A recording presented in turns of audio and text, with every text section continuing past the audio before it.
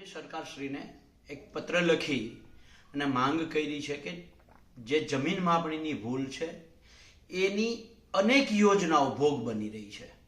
અત્યારે પહેલા તુવેરની અંદર ટેકાના ભાવે 10,000 ખેડૂતોનું સરકારે રજીસ્ટ્રેશન રદ કર્યું।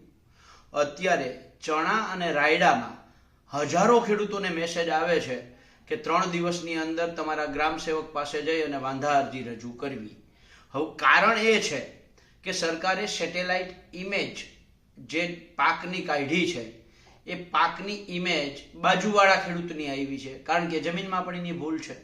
સરકારે પોતે બનાવેલા નિયમો મુજબ આ ટેકાના ભાવે રજીસ્ટ્રેશન કરવા માટે ફરજિયાત તલાટી કમ મંત્રીએ પાકનો દાખલો આપવાનો હોય છે। આ દાખલાના આધારે જ રજીસ્ટ્રેશન થાય છે। તલાટી કમ મંત્રી છે એ ગ્રાઉન્ડ ઉપર છે, જમીન ઉપર છે, અને તલાટી કમ મંત્રી જે દાખલો આપે છે એને ખેતરમાં જોઈને જ દાખલો આપ્યો છે કે જે તે ખેડૂતોએ જે તે સર્વે નંબરમાં જે તે પાક વાવ્યો છે એ મુજબ દાખલો આપ્યો છે। જ્યારે ગાંધીનગર બેઠા બેઠા જે સેટેલાઇટ ઇમેજ આવે છે એ ઇમેજ જે તે ખેડૂતની આવે છે, પણ એમાં એક્સ ખેડૂતના બદલે વાય ખેડૂતનું ખેતર આવે છે, અને વાય ખેડૂતે તો ચણા કે રાયડો વાવ્યો નથી। ત્યારે સવાલ એ છે કે શું સરકારનો તલાટી કમ મંત્રી ખોટો છે? જો તલાટી કમ મંત્રી ના હોય તો ક્યાંક ને ક્યાંક સેટેલાઇટ ઇમેજ ખોટી છે।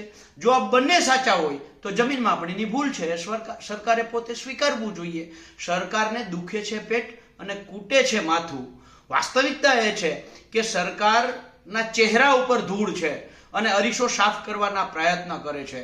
એટલે આજે ફરીથી મુખ્યમંત્રી શ્રીને કાગળ લખીને કહ્યું છે કે આ જમીન માપણીની ભૂલ જ્યાં સુધી છે ત્યાં સુધી સેટેલાઇટ સર્વે ઇમેજ છે કામ કરવાની નથી। અને હારે હારે પ્રશ્ન એ પણ પૂછ્યો છે કે આ સેટેલાઇટ પાક સર્વે જે સિસ્ટમ તમે લઈ આવ્યા છો એ ખેડૂતોનું જ્યારે અતિવૃષ્ટિ અને કમોસમી વરસાદમાં નુકસાન થઈ રહ્યું હતું ત્યારે 50 દિવસ સુધી તમે સર્વેની કામગીરી ચલાવી, ત્યારે આ સેટેલાઇટ પાક સર્વે સિસ્ટમ મુજબ ખેડૂતોને થયેલું પાક નુકસાનનું સર્વે કેમ ના કર્યું? અત્યારે તમને આ સિસ્ટમથી ચણા છે, રાયડો છે કે નથી એ દેખાય છે, તો ત્યારે ખેડૂતના ખેતર ધોવાઈ ગયા હતા એ કેમ નહોતું દેખાતું? એટલે આવા પ્રશ્નો સાથે અને જમીન માપણી સંપૂર્ણપણે રદ કરવામાં આવે એ માંગ સાથે આજે મુખ્યમંત્રી શ્રી અને કૃષિ મંત્રી શ્રીને પત્ર લખ્યો છે।